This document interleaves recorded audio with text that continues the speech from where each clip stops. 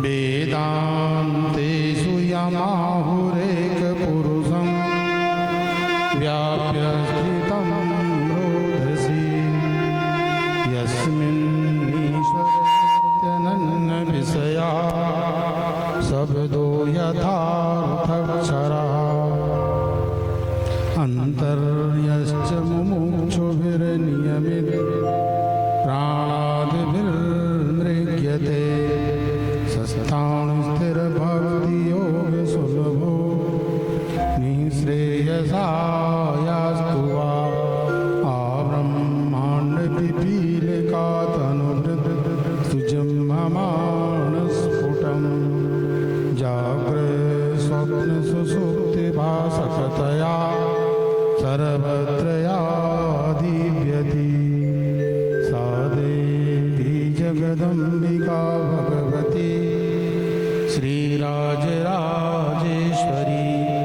प्रेमाम्बा करुणानिधि शुभकरी भूया सदा श्रेयसे। श्रीराम जय राम जय जय राम श्री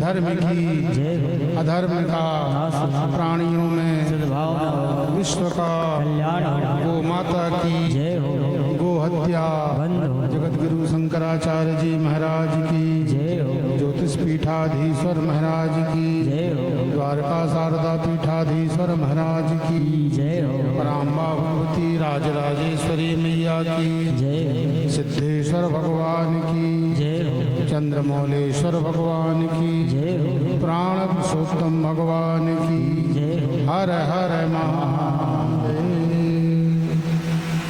इस कथा मंच के व्यास आदरणीय मोहन नारायण शास्त्री और इस कथा के जो चरित्र नायक हैं वो भी मोहन हैं। मोहन का मतलब है भगवान श्री कृष्ण। तो जिनकी कथा कही जा रही है वो भी मोहन है और जो कथा कहने वाले हैं वो भी मोहन है। तो भगवान की जब हम लोग कथा कहते हैं तो भगवान के संबंध में लिखा है कि उनकी प्रौगंड अवस्था होती है। भगवान बालक रूप में आते हैं, बढ़ते बढ़ते 15 साल के ही रहते हैं। 15 साल के बाद फिर भगवान की उम्र बढ़ती नहीं है, प्रौगंड अवस्था में पहुंच जाते हैं तो किशोर अवस्था मानी जाती है। कैशोरम सफली करोति, इसलिए कहते हैं कि भगवान वृंदावन में आकर के अपने कैशोर को सफल करते हैं। तो किशोरावस्था के भगवान और आपके कथावाचक भी किशोरावस्था के। तो आप समझ लीजिए अभी हमने सुना कि इस किशोरावस्था में आकर के इन्होंने 17 कथाएं कर ली। तो आप समझ लीजिए जब परिपक्व हो जाएंगे, परिणत बुद्धि के हो जाएंगे, मैच्योर्ड हो जाएंगे तो आप समझ लीजिए कितनी कथा करेंगे। तो ये भगवान का इन पर बहुत बड़ा आशीर्वाद है कि इसी समय से ये अपने अभियान में लग गए। इसलिए राक्षस बालकों को प्रहलाद जी भी यही उपदेश देते हैं, कौमार आचरेत प्राज्ञः धर्मान भागवता निहा। आचार का मतलब है कि उसको सुने, उसको श्रवण करे तो अपने जीवन में उतारे। तो श्रवण ही सबसे श्रेष्ठ धर्म माना जाता है। श्रवण के द्वारा अनंत कोटि ब्रह्मांड नायक परब्रह्म परमात्मा कान के मार्ग से जाता है। वो परमात्मा क्या है? शब्द ब्रह्म होता है। भगवान कोई ऐसा नहीं जैसे हम खड़े हैं ऐसे आ जाए हमारे सामने। भगवान शब्द के रूप में आएगा, अक्षर के रूप में आएगा। श्री हमारे यहाँ ये कहा गया है, एक सप्ताह सम्यक ज्ञाता सुप्रयुक्तो स्वर्गे लोके कामदुग भवति। एक अक्षर का भी ज्ञान कर लिया, सम्यक ज्ञाता, अच्छी तरह से एक अक्षर का भी ज्ञान कर दिया, तो आप समझ लीजिए स्वर्ग लोक के आप अधिकारी हो जाते हैं।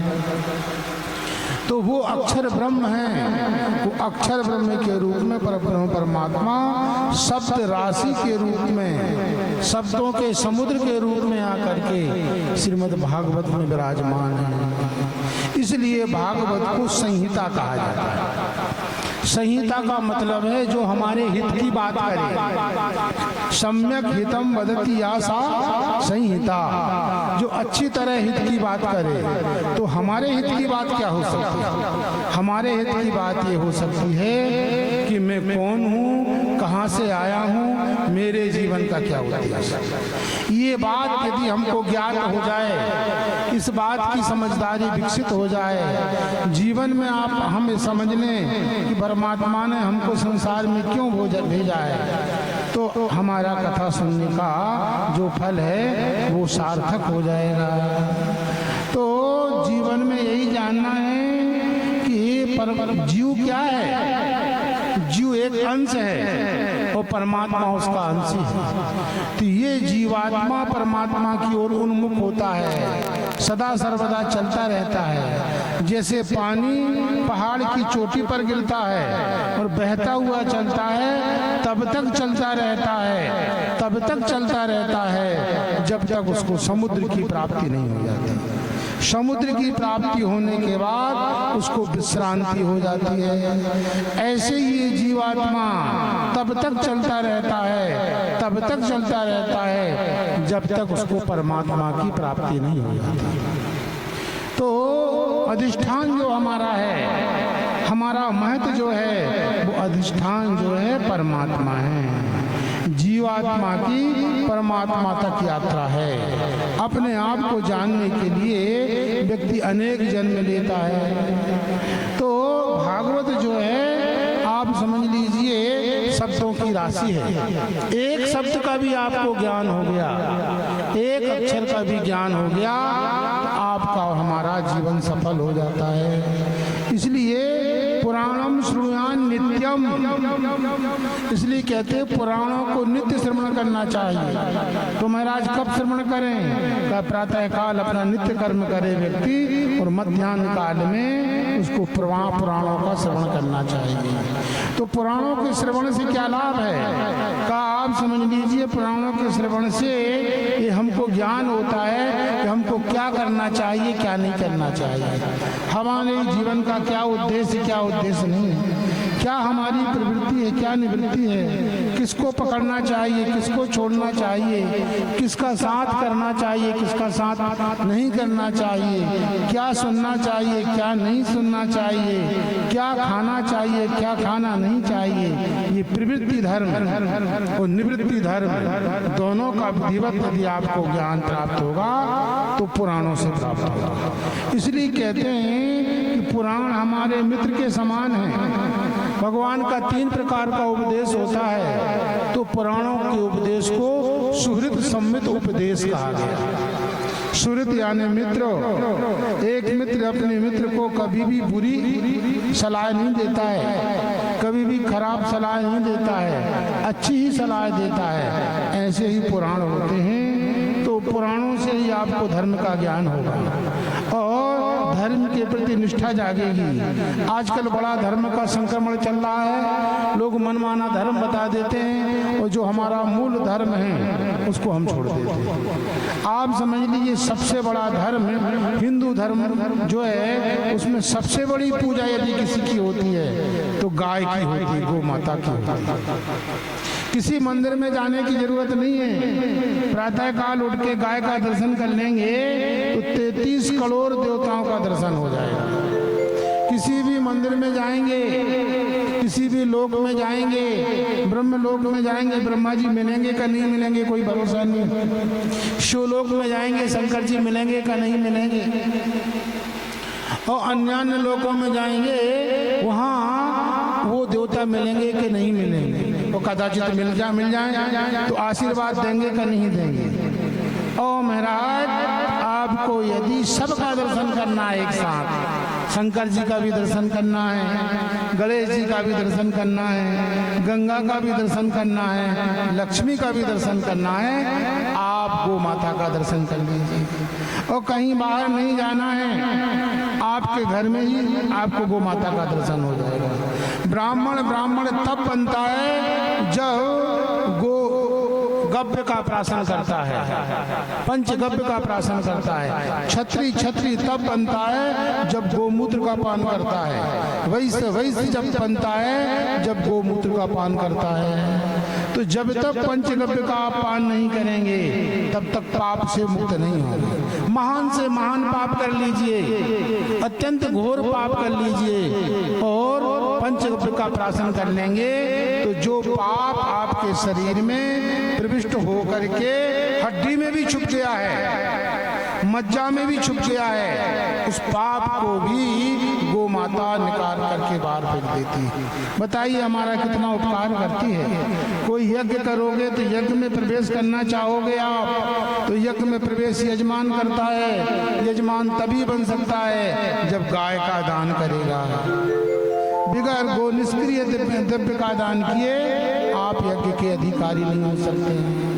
भगवान विष्णु ही साक्षात गो माता में निवास करते हैं, इसलिए प्रत्येक व्यक्ति को संकल्प गाय की सेवा का संकल्प ले लेना चाहिए। गाय माता का संकल्प लेने से आप समझ लीजिए सभी प्रकार के पापों से जघन्य पापों से आप मुक्त हो जाएंगे। इस समय पूज्यपाद शंकराचार्यों के द्वारा समर्थित अभियान जो चल रहा है, चारों पीठ के शंकराचार्य गो माता राष्ट्र माता के अभियान को लेकर चल रहे हैं और चारों शंकराचार्यों का समर्थन है। उसमें केवल ज्योतिष पीठाधीश्वर शंकराचार्य अनंत श्री विभूषित परमाराध्य परम धर्माधीश स्वामी श्री अभिमुक्तेश्वरानंद सरस्वती जी महाराज वो नेतृत्व कर रहे हैं। अभी आप समझ लीजिए छत्तीसगढ़ में भी वो आए थे। अभी गुप्त नवरात्रि जो चल रही थी उसकी पंचमी तिथि में यहाँ पर ध्वज स्थापन किया गया है, गो ध्वज की प्रतिष्ठा की गई है। इसलिए गांव में व्यक्ति संकल्प ले कि गाय की रक्षा करना उसका संकल्प है। उनका तो अभियान है कि उस व्यक्ति को वोट देना चाहिए जो ये संकल्प करे कि मैं गाय की रक्षा करूंगा। जो गाय की रक्षा का संकल्प करेगा तो उसको आप वोट देंगे, आप समझ लीजिए अपने आप गाय की सेवा हो जाएगी। और जो गाय कसी करता है, गो कसी करता है, उसको यदि आपने वोट दे दी, अपना मतदान दे दिया तो आपको गो कसी का पाप लग जाएगा। इसलिए आप समझ लीजिए बैठे बैठे पाप नहीं लेना है, खूब विचार करके आपको आगे कदम बढ़ाना है। इसलिए गो माता जब तक राष्ट्र माता के रूप में प्रतिष्ठित नहीं हो जाती है तब तक आप लोग संकल्प लेकर के काम करेंगे तो निश्चित ही आप समझ लीजिए हमको धर्म का, सनातन धर्म का लाभ प्राप्त होगा। गाय नहीं रहेगी तो कोई यज्ञ नहीं कर सकते हैं, अनुष्ठान नहीं कर सकते हैं। आपके यहाँ शादी विवाह के लिए भी गो मै की जरूरत पड़ती है। बिगर गो मै के स्थापना के गणेश जी भी बनाओगे तो कहाँ से बनेंगे? गोबर नहीं है तो गणेश जी कहाँ से बनेंगे? कोई यज्ञ करोगे तो यज्ञशाला को कैसे बुहारोगे, लीपोगे? उसके लिए गो मै चाहिए। और महाराज अग्नि किसमें प्रज्वलित होगी? गो में ही प्रज्वलित होगी। यदि गाय माता नहीं रहेगी तो हमारा सनातन धर्म नष्ट प्राय हो जाएगा। इसलिए गो सेवा महान सेवा, आप सभी लोग गो सेवा करें। इस प्रसंग में हम इतनी ही बात कह रहे हैं। आप हमारे उदीयमान व्यास हैं, मोहन नारायण शास्त्री बड़े सुंदर व्यास हैं और ये भगवान की दिव्य आपको अमृतमयी कथा सुना रहे हैं। हमारा इन पर सदा सर्वदा आशीर्वाद है। और चारों पीठों के शंकराचार्यों की फोटो लगी है। इसका मतलब ये है कि ये सनातन धर्म परंपरा के पोषक हैं, सनातन धर्म परंपरा के अनुसार अपना प्रवचन करते हैं और सब आचार्यों को मानने वाले हैं। जो परंपरा में जो व्यक्ति रहता है वो कभी दूषित नहीं होता है और जो दूषित होता है तो यदि वो परंपरा में चला जाता है तो भी पवित्र हो जाता है। कोई भी नदी का पानी, नाले का पानी यदि गंगा में चला जाता है तो वो गंगापद वाच्य कहलाता है। इसलिए इनके मुखारविंद से आप कथा सुनेंगे तो निश्चित ही आपको लाभ होगा। इतनी ही बात कहकर हम आप सबको आशीर्वाद देते हैं। भगवान आदि शंकराचार्य पराम्बा भगवती सदा सर्वदा आपकी बुद्धि धर्म की ओर बना के रखें। हर हर महादेव।